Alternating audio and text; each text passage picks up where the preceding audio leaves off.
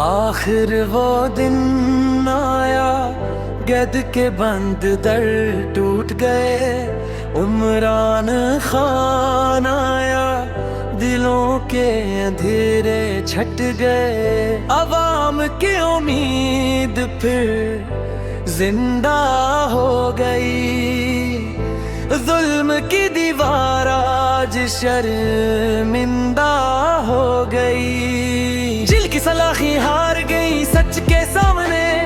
हक की आवाज गूंजी हर कुचाओ हर गली में। लीडर हमारा लौट आया मैदान में। दुश्मन के ख्वाब टूट गए इस ऐलान में। नौजवानों ने फिर झंडे उठाए। माँ ने दुआ दी, बाप ने आंसू बहाए। इंसाफ की बात फिर गूंज उठी। कौम की तकदीर आज फिर जान उठी।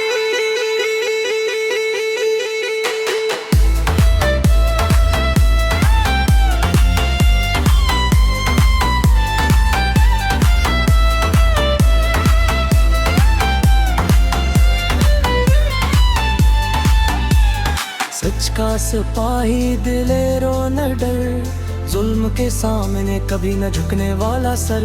उम्मीद का नाम, ईमान की शान। पाकिस्तान की मिट्टी का सच्चा पहचान। हम सब ने मिलकर ये वादा किया, हक और इंसाफ का साथ दिया। उमरान खान जिंदा